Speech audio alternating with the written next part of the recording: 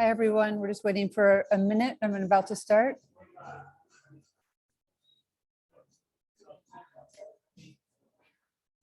Okay. Welcome to Poetry Daily's second installation of Ecopoetry Now, a series celebrating poets from Canada, Mexico, and the US. My name is Sally Keith, and along with Peter Streckfus, I serve as Poetry Daily's co-editorial director. The poets we feature for this month, Moheb Soliman, Rocío Cerón, and Adam Dickinson, have shared poems, poetic statements, and reading lists highlighting their commitment to the earth, as well as important local differences, including bioregion and native language. I'm very grateful to Brian Teare, poet, eco-poet, friend, professor at UVA, and editorial board member for Poetry Daily, for agreeing to host these conversations and for his vision, time, and generosity. Before beginning, I just want to thank everyone who donated to Poetry Daily during National Poetry Month. As an independent nonprofit, we do rely on part-time workers, dedicated volunteers, and one part-time managing editor. Your support helps the staff and helps Poetry Daily sustain itself and also be able to grow its programs. Martin Mitchell, who is our managing editor, will link to the donation page in the chat for anyone who may still be interested in helping out. Finally, I'm really grateful to all of you for signing in and listening here as spring arrives, and I know that the days are very, very busy. So I'm going to hand things over to Brian. Thank you.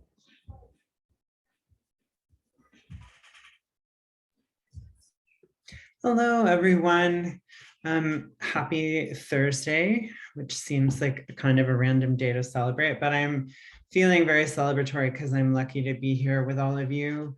And we're all really lucky that Adam, Rocío, and Moheb have generously agreed to be in conversation today, as well as to read their work. What I will do now is I will introduce each of the poets in the order that they will read, and then after each of them reads, we'll have a short period of time for dialogue.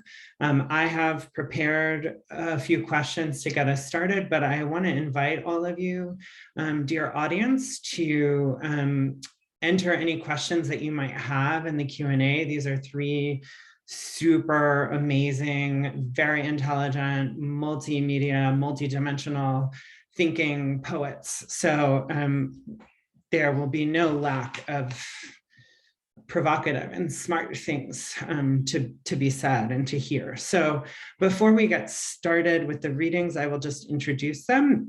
Adam Dickinson is the author of 4 books of poetry. His latest book, Anatomic, which won the Alana Bondar Memorial Book Prize from the Association for Literature, Environment, and Culture in Canada, involves the results of chemical and microbial testing on his body. His work has been nominated for major literary prizes in Canada, including the Governor General's Award, the Trillium Book Award, and has been translated into Chinese, Dutch, French, German, Norwegian, and Polish. He has been featured at international literary festivals in Canada, Europe, and the US, along with Claudia Rankine and Valjean Mort. He was a member of the jury for the 2022 Griffin Poetry Prize. He teaches English and creative writing at Brock University in St. Catharines, Ontario, Canada.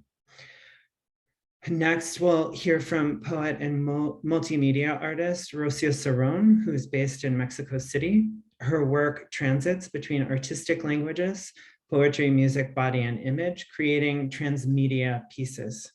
Her pieces have been shown at international venues like the Pompidou in Paris, South Bank Center in London, Modern Art Museum, Mexico, and Cervantes Institutes of Berlin, London, and Stockholm, besides many others. She has released the sound poetry album Sonic Bubbles and published the poetry collection Spectio, Borealis, Nudo Vortex, and Diorama.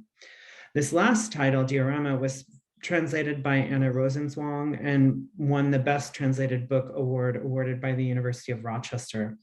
She has also been awarded with the National Award of Literature, Gilberto Owen 2000 from Mexico, the See America Travel Award in 2005 from the US, and has been one of the 25 artists selected for the Image Center Photography Biennial 2021 at the Image Center in Mexico. Her poems have been translated into English and diverse European languages. She is part of the National System of Art Creators of Mexico since 2010. And last, Mohab Soleiman is an interdisciplinary poet from Egypt and the Midwest, who's presented work at literary, art, and public spaces in the US, Canada, and abroad, with support from the Joyce Foundation, Pillsbury House, Banff Center, Minnesota State Arts Board, and others. He has degrees from the New School for Social Research and the University of Toronto and lives in Minneapolis, where he was the program director for the Arab American Lit and Film Organization, MISNA, before receiving a multi-year Tulsa Artist Fellowship. His debut poetry collection, Homes, about nature, modernity, identity, and belonging through the site of the Great Lakes region, put him in Ecotone's annual Indie Press shortlist and the Poets and Writers Annual 10 Debut Poets features. Mohab was a finalist for the Heartland Booksellers Awards and is a current finalist for the Minnesota Book Awards and big other awards. So please welcome first Adam Dickinson. Thank you very much. I will, can you hear me all right? I'm going to share my screen.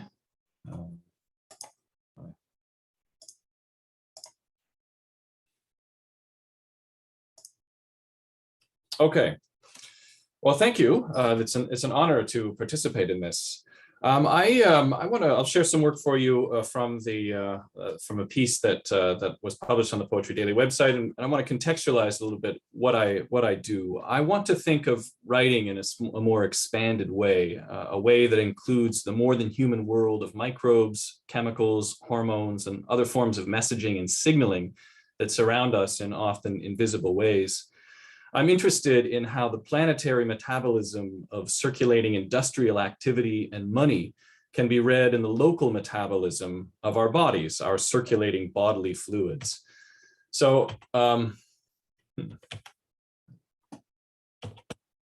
is the screen moving? Oh, I can't seem to move my my slide. Let me try this again here. Okay. Can you see this? Brian, can you hear me? I can hear you, and I can't, right now it's just you on the screen. Okay, let's try this again. I apologize for this. No worries. Back here, sharing my screen.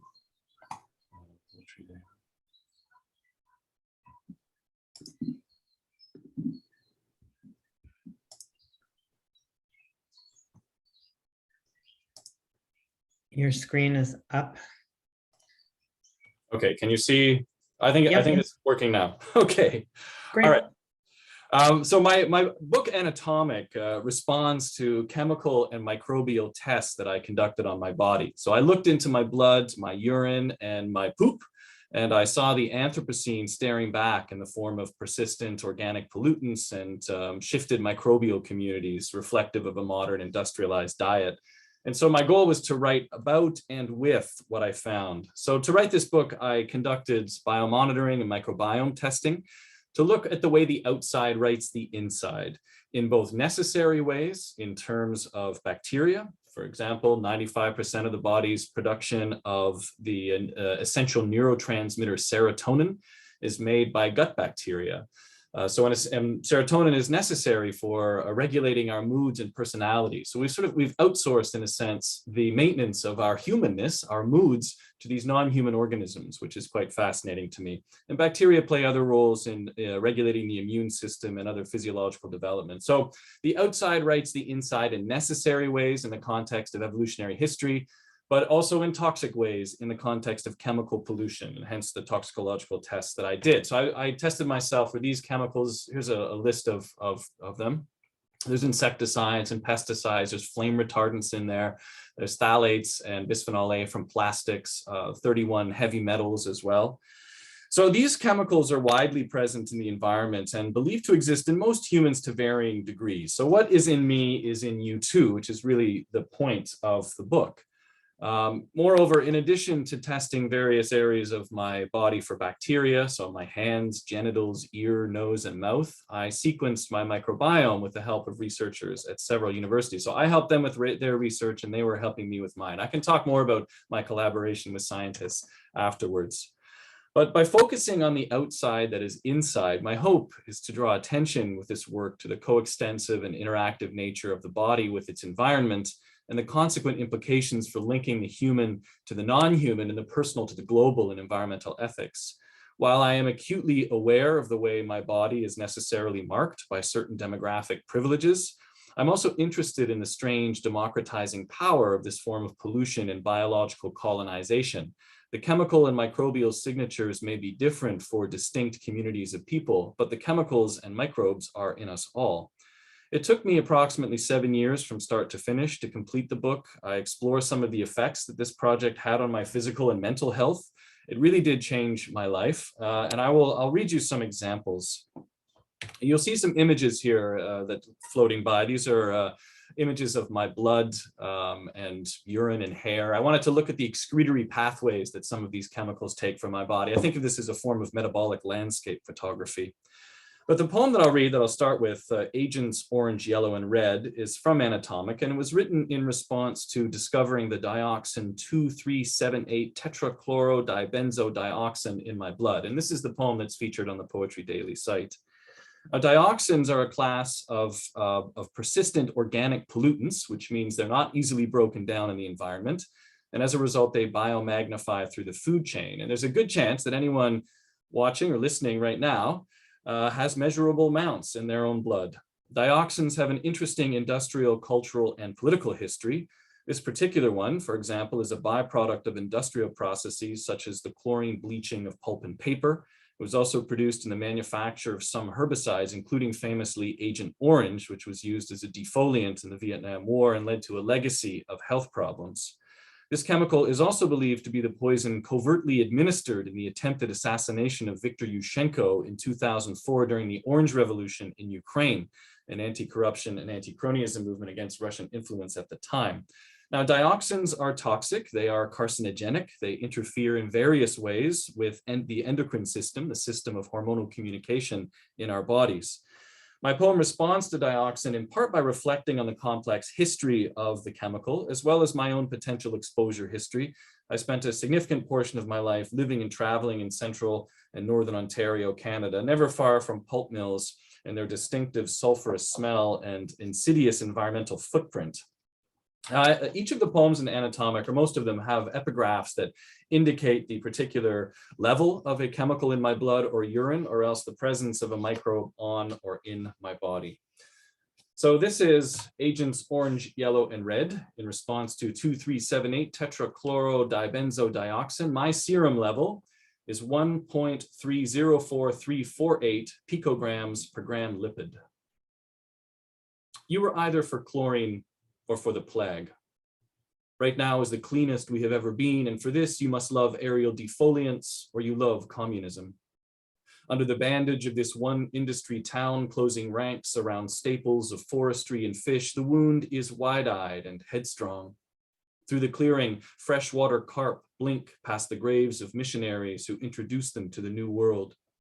Northern rivers are warmed by the paper mill's piss, which, like making the world safe for democracy, slowly leaked into my childhood, yellowing the lipophilic paperbacks of my adipose fat.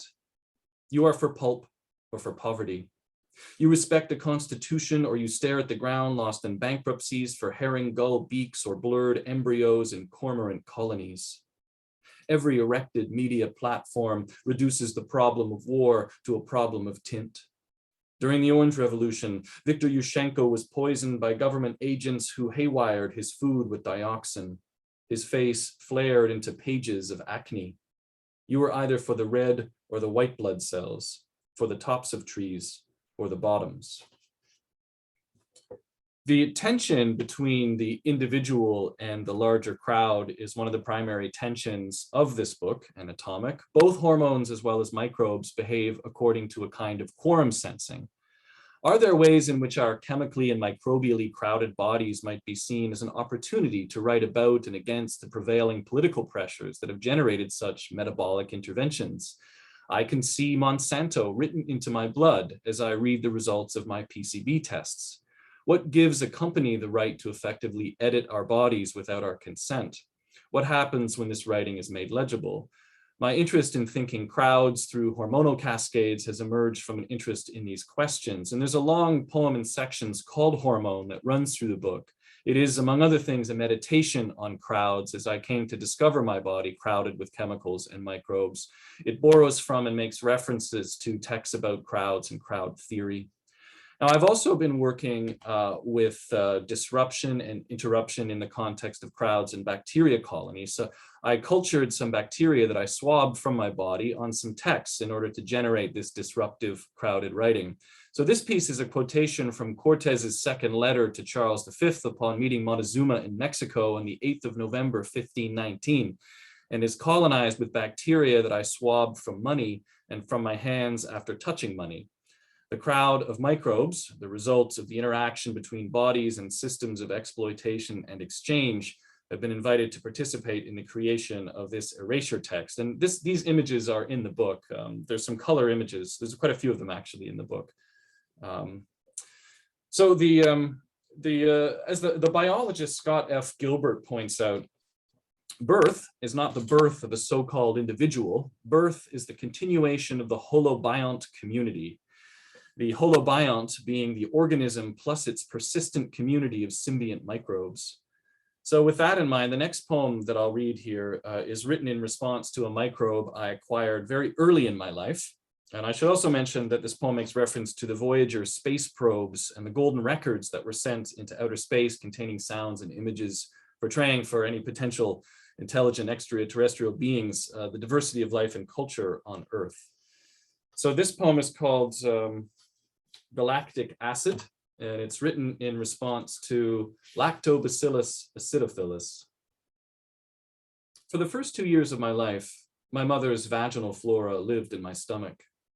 Consigned to the edge of their star system, they ate everything I ate, fermenting chains of starch into acids that fed the high energy demands of trying to erect an antenna.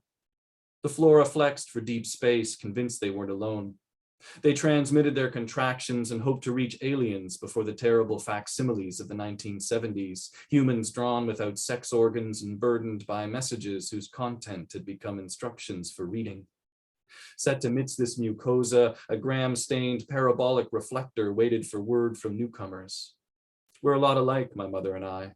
Our disdain for underachieving campsites and the way we signal for help by maintaining a slight underbite during awkward conversations. Her vagina made me cosmopolitan, a dialectic crowned in the forest. Its many antlers have since come to crowd my self-possession with spent velvet. I watch my mother favor her disintegrating hips. The small party that left her for the new world founded a settlement on a moon she still tracks without looking. Its tidal pull on the pit of her stomach makes her pause at the zenith of a phone call. What is it? So I'll close by just reading one final poem here for you. This new poem extends my interest in laboratory-based writing and the complicated interplay between the inside and the outside. This poem is based in part on information I acquired from sequencing my microbiome, which revealed the presence of 45 distinct antibiotic-resistant genes in my gut, including several associated with efflux pumps, which are proteins capable of defensively pumping antibiotics out of bacterial cells. So this poem explores the efflux pump in relation to antibiotic resistance acquired by my father, who died last summer and acquired antibiotic resistant microbes during his final days in hospital before succumbing to leukemia. The poem explores the figure and function of pumps more generally as mechanisms for memory and thinking.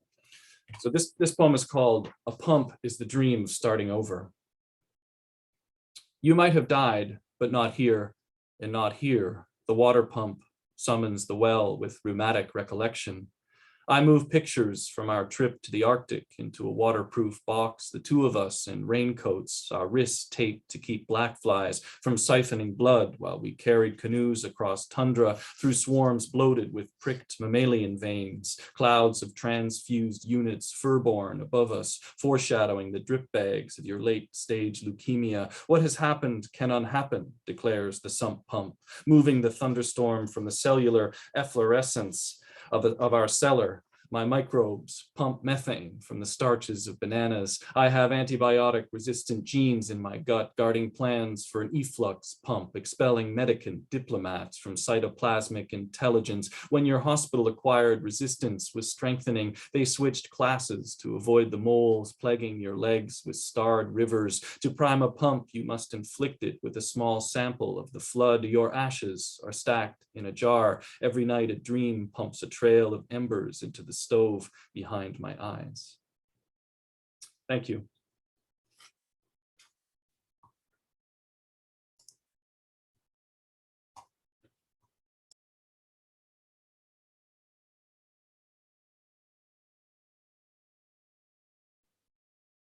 Okay, so I suppose there is, bueno, hi, I am Rocío Cerón. I am now in Spain. And for me, it's a pleasure to be here with you. Thank you very much to Sally, Brian, and all Adam and Martin that they are also here. And I will read about Borealis. Borealis is a book. Here is the Borealis. This is the cover of Borealis. And I will just make a small introduction about this book. This book, it was published by Fondo de Cultura Económica. It's a book, but the poem I will read, it's part, and the poem it's published in Ecopoetry is part of this book. Borealis transgresses the rules of the poetic game in a high-flying experimental exercise that managed to rewrite the traditional relationship between signifier and signified with overflowing cleverness. It's published by the poetry collection of the Fondo de Cultura Económica, and this collection of poems is rich in different cultural and geographical reference, in which style is diversified into multiple formal variables from the prose poem to the verse of aphoristic stroke, all at the service of the world glacier in a kind of metonymy that designates a wet tongue with a vocation for sharp criticism, eminently suspicious. A quote from Ezra Pound opens the book, where I use a polyhedral language, where words with some like high cultural roots are combined to neologism and pure inventiveness within a structure of suggestive complexity, since the collection of poems is divided into 8 sections with styles and very different rhythms. In the first part, Borealis, Airship 2, 2012-324, presents us with an aerostatic poem that traces a map of fissures of black stripes or metallic lines, which draws a landscape in the fog with fleeting flashes of beauty. And I have to say that this poem, that was the first poem I started writing of this book, it was a commission of a foundation that they were making a project called Fear, Miedo, and they invite poets and writers all over the world. And one of the poets, one of the artists that they invited me and other Mexican poets, but one of the artists that they invite to that art project was Kenneth Anger, and he has a video with an aerostatic, and which I saw. There were 2 videos, in fact, and one of the poems was one of these poems was written thinking on that image of the aerostatic. The second part is the name is A Point of That Distance, is made out with 5 compositions in which, between combustion and sweet, the author states, so my writing was about the language beans, thus under the secondary effects of hydrocodeine with acetaminophen. And one parenthesis more, the second part, I wrote it after I was in the US, and I felt and they took me to the hospital, and they give me Vicodin.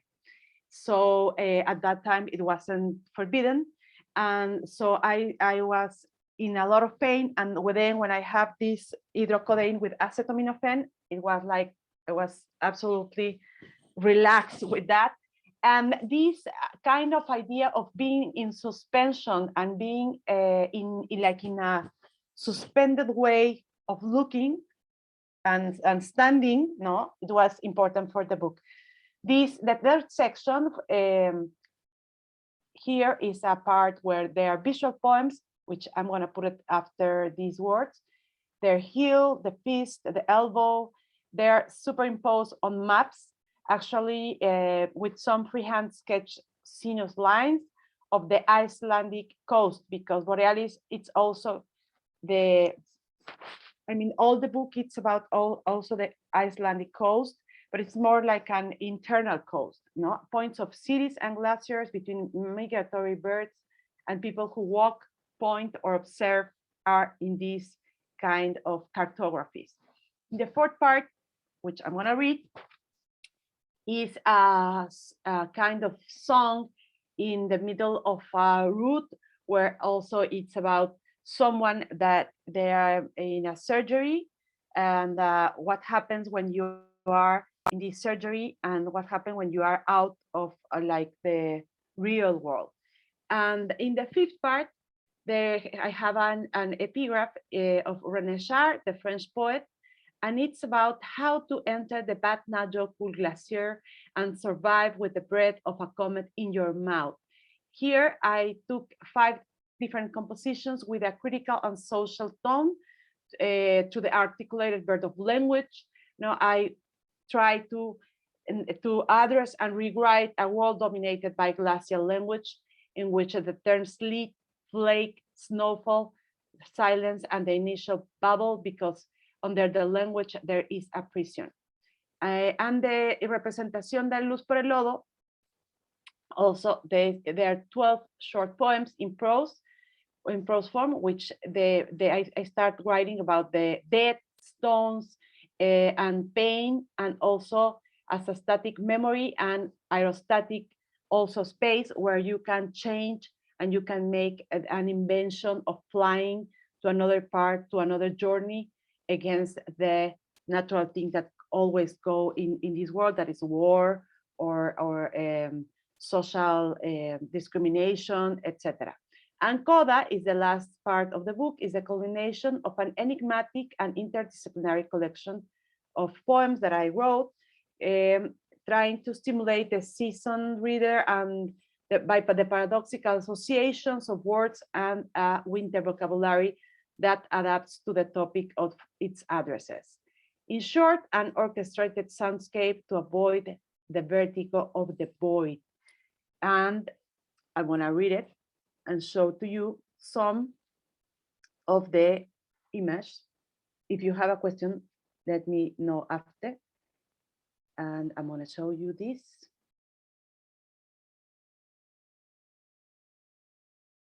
In fact,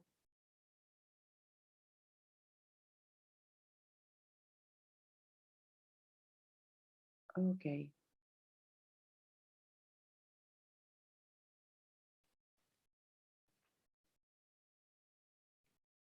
First, I want to read it in Spanish and then in English.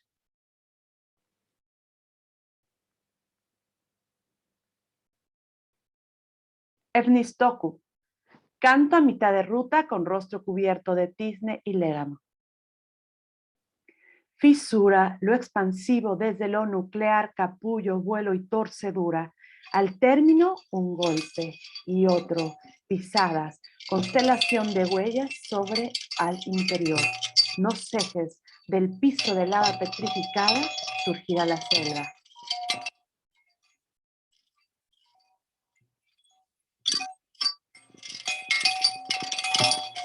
Abraseos en la sed, un tajo. Cuatro cuerpos sobre tapete arbóreo, piel sobre metal a 20 grados centígrados.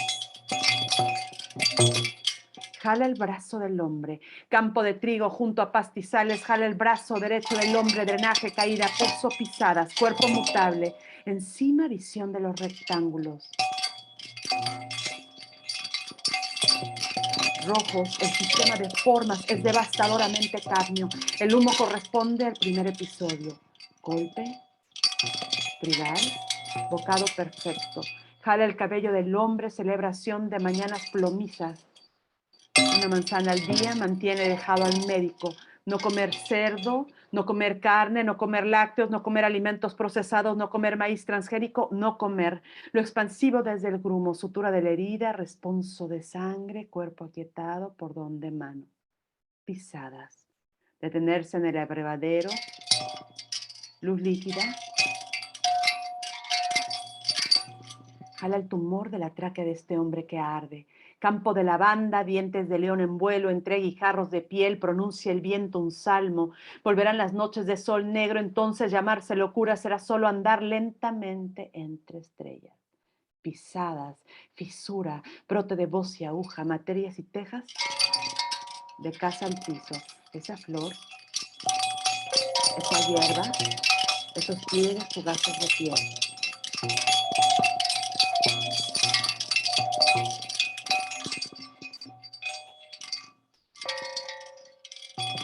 No pierdas la voluntad, en ese bosque será perceptible la entonación. Soplo o estallido en pecho, fiordo, rumores del gramaje. Lavanda hirviendo al paso, resplandor sobre tierras con olor a lejanía, aire caliente, cedros, casis y grosella, labio, breve nota de higo y nueces entre hilos de vapor, tabaco, torcedura, pie posado en sal erizo. Jala el brazo del hombre, salva su cuerpo envuelto en llamas, planicies, pedernales labrados. En esta tierra no hay luto.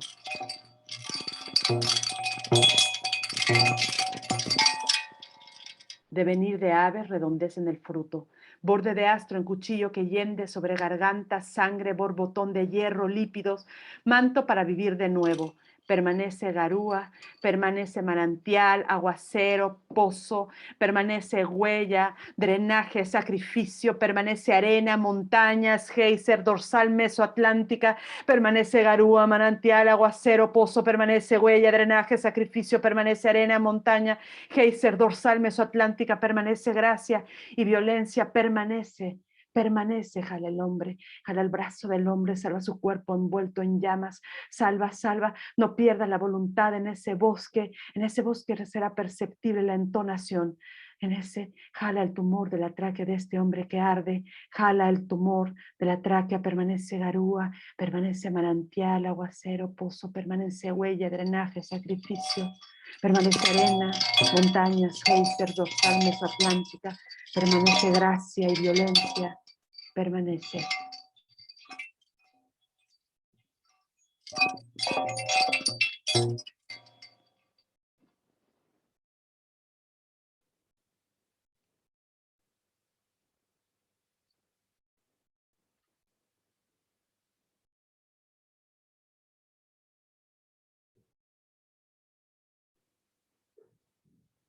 And I'm gonna read it, just some parts in English.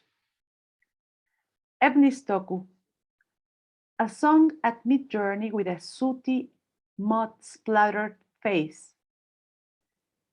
Fissure, expansion from the nuclear cocoon flightens brain. At the end, a succession of blows, footfalls, constellation of footprints leading over the top. Inside, don't give up, the cool lava floor gives rise to jungle.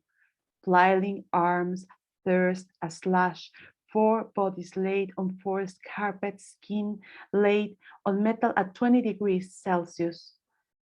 Pull the man's arm filled of wheat adjoining pastures. Pulls his right arm's drainage falling into a well. Footfalls.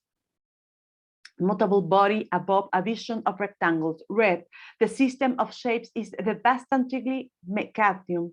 The smoke belongs to the first episode. Blow with filled perfect mouthful. Pull his hair, a celebration of leaden mornings. An apple a day keeps the doctor away. And not eating pork, not eating meat, not eating dairy, not eating processed food, not eating genetically modified corn, not eating, expansion from the clot outward, sutured wound, elegiac prayer for blood, body count by a gifted hand, footfalls,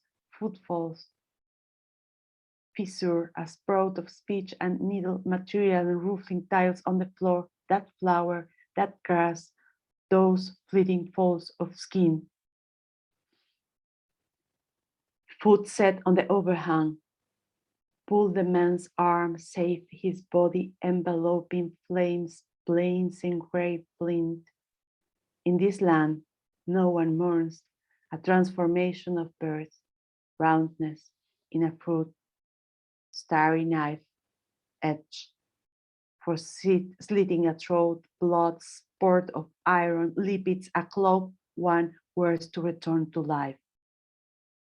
Remain spring, sprinkling well downpour, remain footprint, drainage, sacrifice, remain sand, mountains, geyser, mid-Atlantic ridge, remain grace and violence, remain.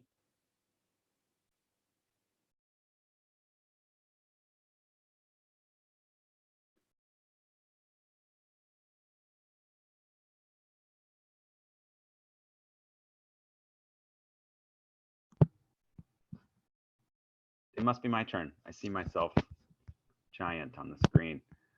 I hope everyone can hear me and see me okay.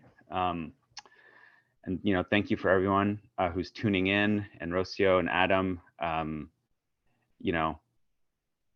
just can't believe I'm going to be adding more to this conversation right now, because the two of you were just enthralling and just so stimulating. So thanks so much.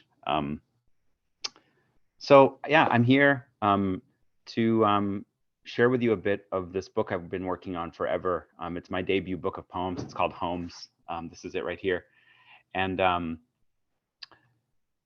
it's been coming together for a really long time, because so much of the poetry in this book came through a lot of interdisciplinary work, dealing with the Great Lakes, sort of trying to understand it as a bioregion, as a borderland, as a place to be from, sort of trying to think about, how large can a place be in its very coherent and yet very kind of divided ways. The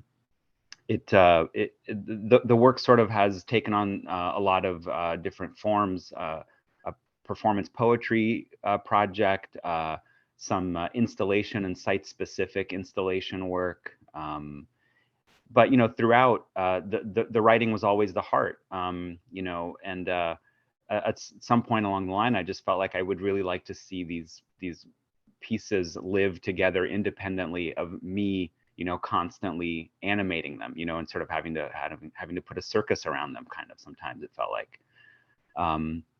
But they really are an accumulation, and they're just, I feel like the work is kind of constantly returning to this region and, hitting its head really against the region, trying to sort of capture and render these really, incredible, sublime, yet really marginal spaces throughout the Midwest, and, what we, don't call the Midwest of Ontario and parts of Quebec too. And trying to understand all that through my own perspective as kind of an insider-outsider. I'm from Egypt. I moved to the US as a kid. And throughout my life, I kind of wound up, inadvertently living all around this region: Ohio, Michigan, Ontario, Quebec, and now Minnesota. And, really sort of seeing it as one place, and yet also really experiencing the ways that it's fractured. It's so fascinating to me to think about this, place as one place. And, it's the largest, it's like the largest border in the world, for one thing, which is fascinating, between two countries. And yet, almost all of it goes through water. So it's, a literally porous borderland, which is interesting, especially in thinking about kind of, nation states in our time. You could really look at the kind of the history of North America so much through the lens of the Great Lakes, through conquest, settlement, a lot of the atrocities that have taken place to kind of secure North America through European, powers. and then thinking about kind of immigration in our time and how that's facilitated, through these powers. And, how do we kind of triangulate the narratives of, immigrant, native, and settler, stories of belonging and claiming a place. So, I'm sort of feel like I'm trying to throw all that together in this book, and I hope you hear that in some of the poems that I share. A preoccupation with all of that, but really sort of a fantasy of actually being able to, quote unquote, commune with nature in our time, but having to go through so many of these much more urgent and, really complex issues around environment, identity, race, capitalism, consumerism. And you see all of that, just sort of embedded really so much in a lot of these small towns and large cities, all around this region. So let me just jump into sharing some of this work with you, and, hopefully some of these issues will arise, and maybe, we'll have time to talk together about how all three of us intersect, because I've just heard so much that I'd love to follow up on. So yeah, the first poem I'm going to read to you is kind of, really, I think captures the transient nature of this book of poems. Like I said, it was built on, tons of sort of travel and immersion around the region through, years. It's called The Same Place Twice. A short life such as this is frequented by bugs and leaves.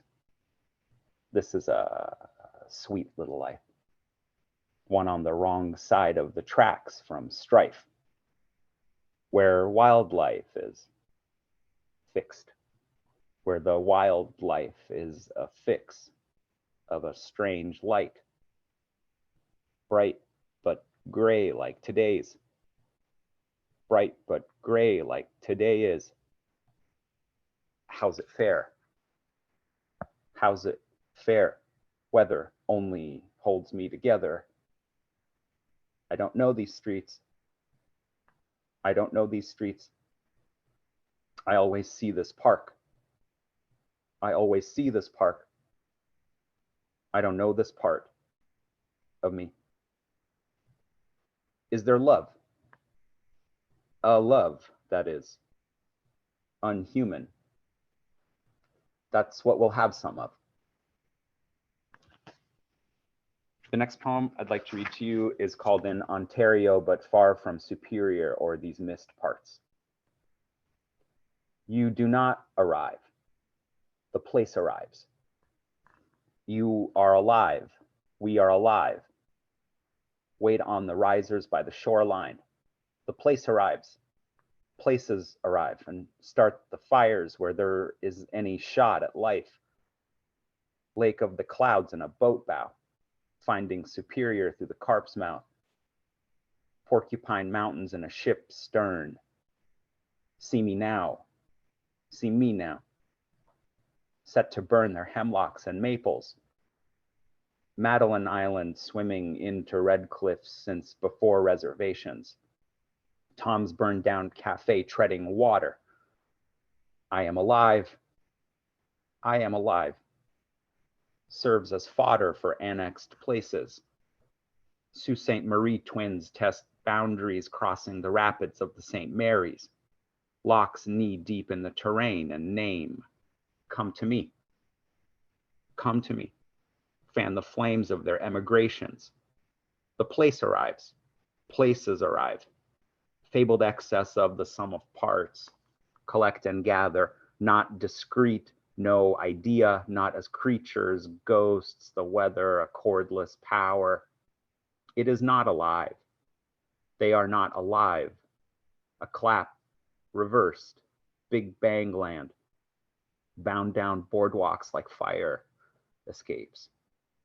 There you strand, waving your arms, but you are alive. The place arrives, shooting flares into the night. You're on fire. Next poem I'd like to share with you kind of comes out of this kind of protocol I had visiting every small town science museum and sort of history museum, history society, and trying to kind of work with, what amounts to a sometimes very paralyzing discourses around our collective history and, our sort of contemporary understanding of environment and science, sort of trying to kind of work with that in a fantastical way in an effort not to be kind of jaded and paralyzed by it. So yeah, this poem is called Talks at Great Lakes Science Center, SS Meteor Maritime Museum, Marine Museum of the Great Lakes Lore Maritime Museum, Great Lakes Historical Society, Shipwreck Museum of the Great Lakes, and so forth. Fish advisories, hatcheries, carbon and credit dioxide and car deals, oxygen depletion, leachate, oxen, chicken, scat, smelt, and eaten, research, veto, funding dung, zoo and phytoplankton, finding purchase, zebra mussel, alewife, sea lamprey, purple loosestrife, European buckthorn, exotic species, that is immigration, beautification and eutrophication, lake stratification and turnover from the peopled epilimnion to the deep sunk hypo needling the tepid thermocline, moisture bearing care packages, hydrologic unicycles, suspended particles, and articles, the Great Lakes, or A, they're one. When the early Lake Algonquin poured out 3 ways to the Atlantic and 1 way to the Mexico Gulf, our region evolved as the first rest area in an era humanless. Land was cut into water by a constant stream of glaciers summering in pre-Georgian Bay. Perverse creatures of the lust to wander camped their proto-RVs in fields of Pleistocene weeds. Minerals were compacted to bracelets, chains of islands big. Civilization was the frontier to nature. It sprung up everywhere with its vistas, the love of which was only survival for us newbies with balls of eyes.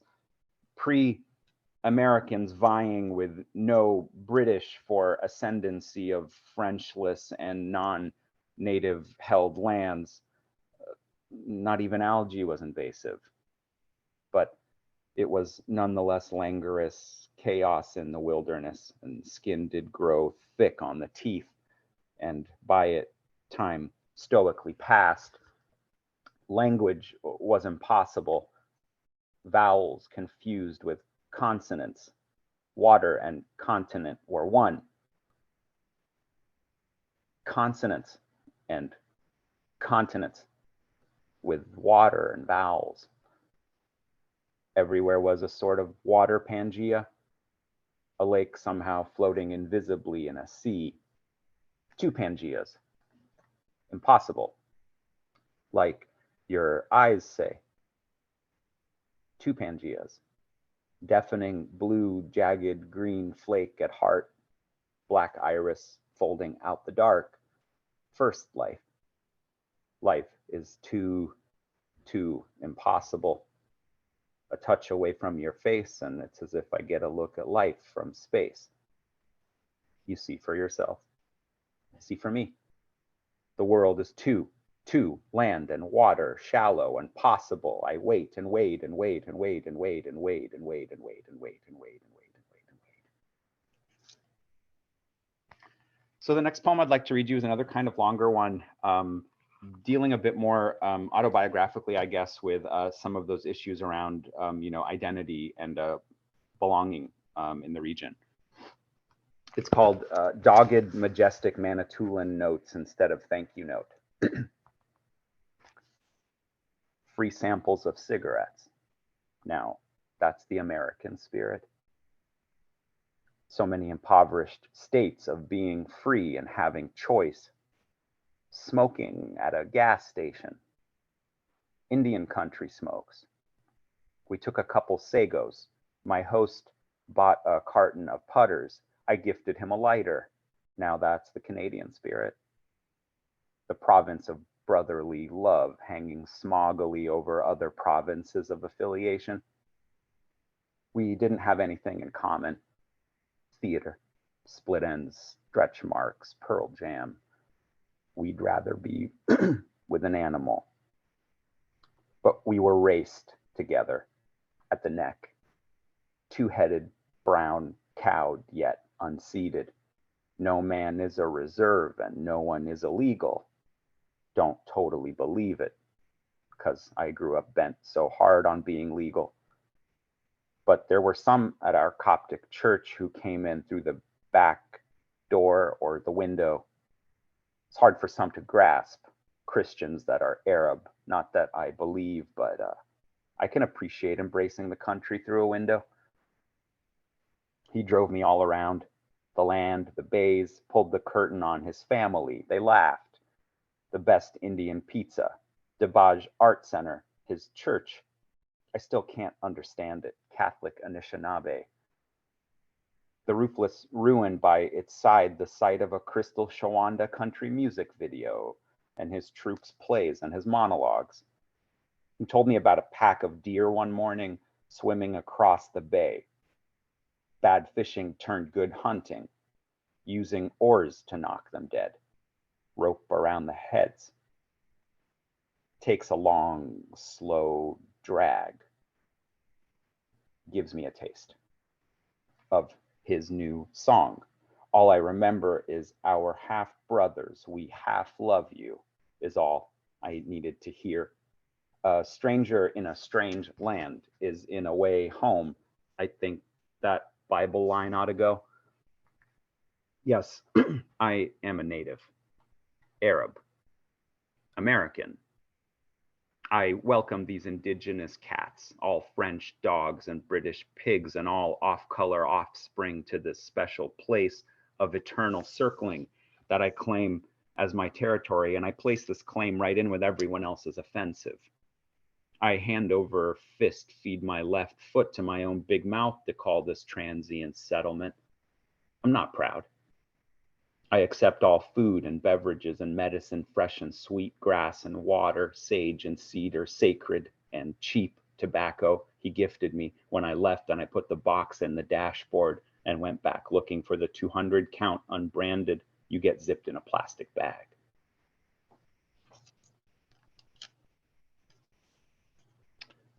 I'd like to just read you a couple more poems, if I may. This one is called Back Parts. I've hit bottom, friends. Rock.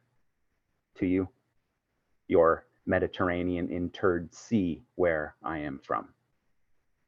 These are my dad's trunks. These are my dad's calves. These are my dad's chests. These are my dad's hands. This blood, my dad's. The sharks would come, but there are no sharks here. Where am I from, folks? We from? There's no predators here, save storms and waves of immigration, but all over the lakes are shaped like predators. Seething wolf, leering shark, mouths, points, shipwrecks stand. A better chance of a homecoming than the packs of immigrants that beached a drowned wolf, blinded shark, tongues warped into Wendat and English, naming, maiming limbs of peninsulas. Ripshod creatures' claims for places that no one wants, stuck together families like amphibious gangs growing back parts. The last poem I'm going to read you is the one that has been published here with us, and I have sort of a strange accompanying essay lamenting, or maybe fearing, the fetishizing of water as a concept, which I think we're all both enamored by and maybe concerned about, and that might come up here. There's just so much in this book too that I didn't get to share that I'd love to discuss about just the management of environments, of wilderness, the very language, and the way that we use that in like public discourse. But this poem kind of winds up actually being maybe one of the few like really happy poems, because it was a completely blissed out time running all around the Great Lakes for all this time. And, I look back on the collection and just feel like, I guess it's hard to write like really happy poems. So this is just called On the Water. And the world entire would load before your eyes. And there's no more. and caches clear, and all songs stream at once.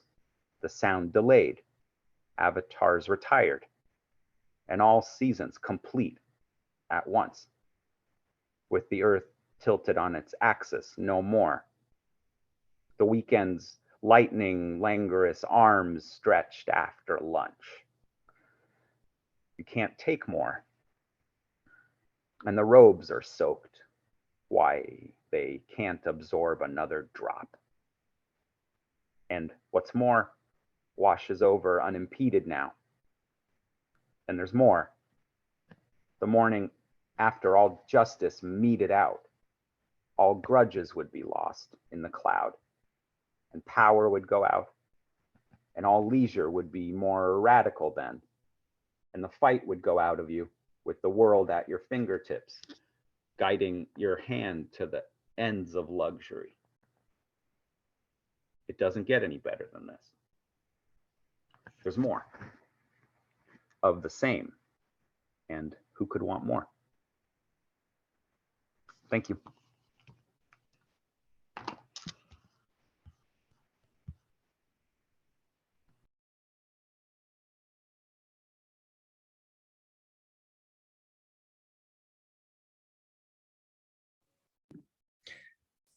So that reading, like all the others, was so wonderful. And I'm hoping that you'll pin us all, Martin. We have just a little bit of time for, I think we're just going to be able to have one question. Because I don't want to keep you all of you too far past 2 p.m. Eastern. But because one of the excitements of bringing the three of you together, for me as a reader and thinker about eco-poetry, is the ways in which all of you do so much work off the page, and in conversation with other media and with scientists, in your case, Adam, and that work off the page is really crucial to the work that you do on the page and is in kind of constant conversation with work off the page. And that's not sort of that typical for a lot of eco-poetry. And so I'm wondering, maybe you could just speak to the sense of why go beyond the page. First of all, like, what does that get you? What have you derived? What pleasures, what challenges, what amplitude have you kind of gotten from that? And then also how you feel like the work on the page has changed or changes in response to the work and conversations that you have off the page. I know each of you does, also many different kinds of projects, and your work has changed over time, et cetera. But I'd love to just hear if you could speak to that kind of notion of eco-poetry in the expanded field beyond the book, the codex, and how, I know you said, Mohab, bringing it into the book was a particular iteration of the larger project that actually has many other iterations. So I'd love to just hear each of you speak about the kind of virtue of that expanded field and what you find there and what you bring back to the page. Go in any order you would like. It's up to you.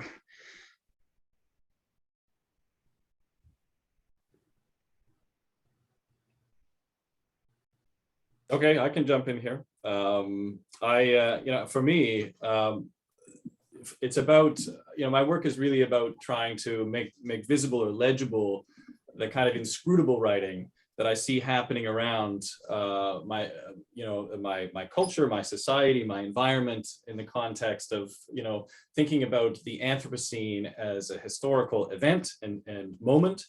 That is legible, as I mentioned in my introduction, not just in terms of readily obvious environmental destruction, but also inside our bodies. And it's not simply a question of destruction or pollution, but we live in a world that we have changed, and those changes change ourselves as well. And I wanted to, for me then, working with scientists, working with instruments, other ways of measuring and inhabiting this information has become really interesting and exciting to me, and hence my desire to find other ways to make this, this writing legible. But there's another, just to sort of pick up also on your question about why, how an expanded practice might lend itself to a different kind of ecopoetics. For me, I mentioned early on when I was talking about my interest in metabolism, sort of linking the global circulation of energy and capital as a kind of metabolic process and how that connects to the metabolism of our bodies. But I also have been thinking more and more about the metabolism of the work of art itself.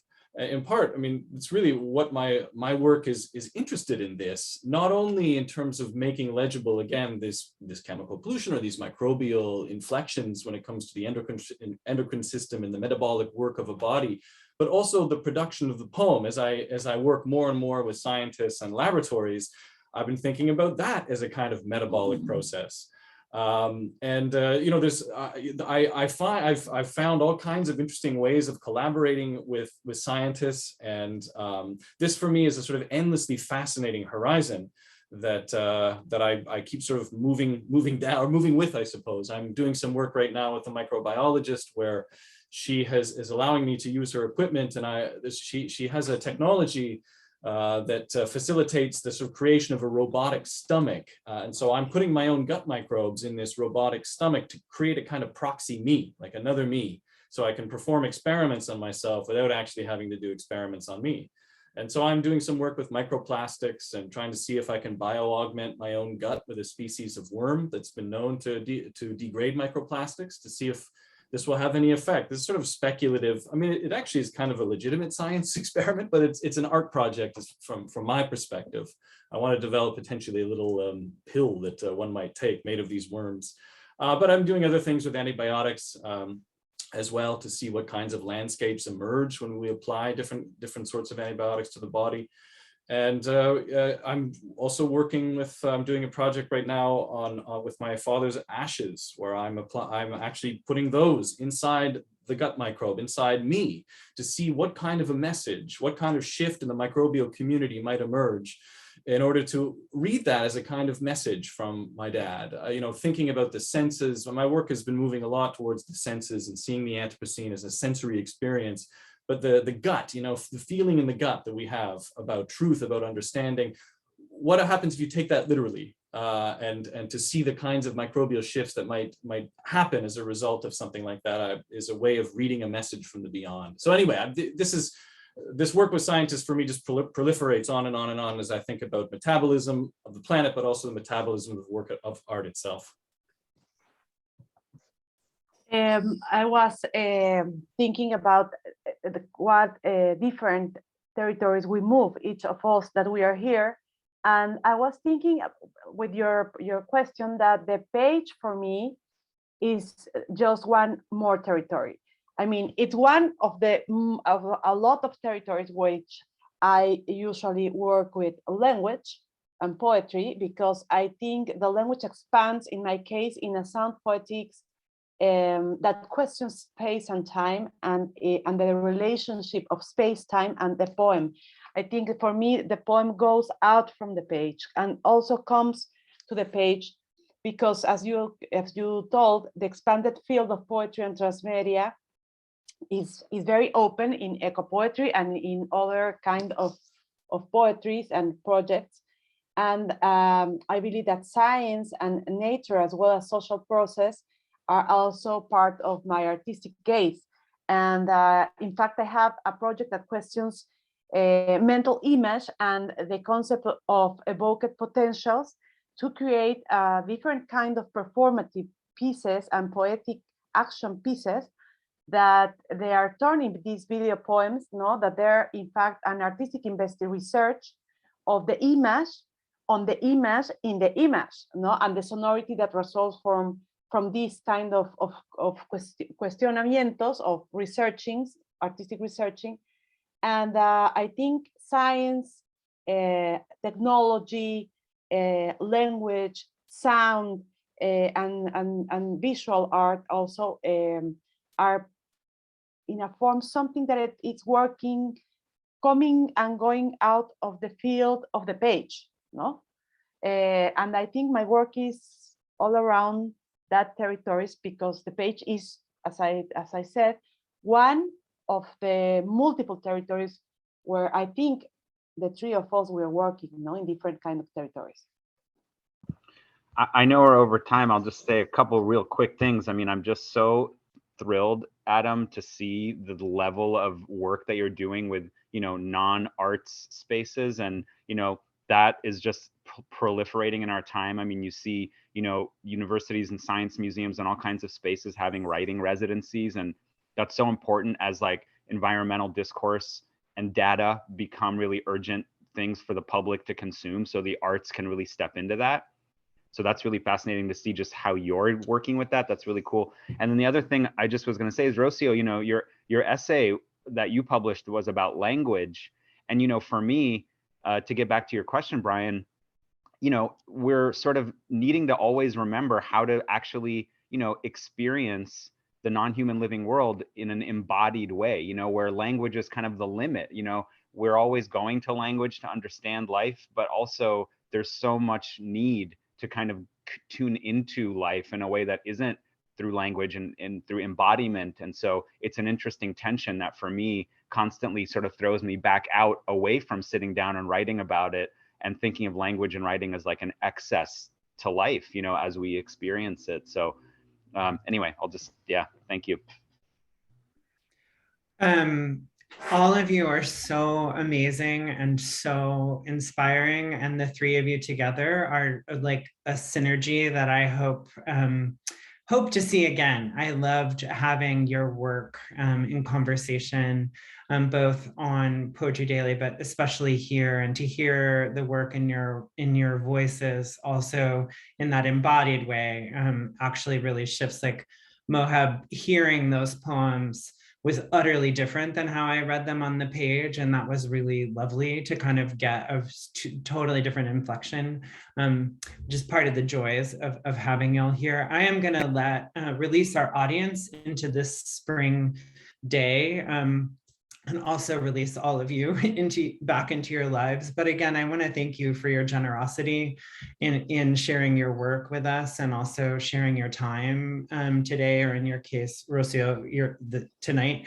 And I hope all of you take very good care. Thank you so much. Thank you. Thank you. It was amazing to hear your work, Mohab and Rocío. Truly inspiring stuff. That was just amazing. Yeah. Thanks for hanging out for a minute, because I just did want to say that, wow. And I can't imagine if we had a fourth person. I just remembered that somewhere along the line. Thank you, Brian. Yeah, thank you all. And thank you to Darlene Law that translate the book, that is translating the book. Thank you very much to all. Thank you. Yeah. I hope I'll just email you all at a later time. I've got a split, but I'd love to just send a message and say hello to you each. So thanks again. Oh, that would be great. Mohab, I love the work you're doing with the Great Lakes. I'm so glad you're doing coming. I want to come to your town. Exactly. I'd love to talk about that. So we'll be in touch. But thank you, Rocío. Thank you, everybody. Thank you. Thank you. Thank you. Bye.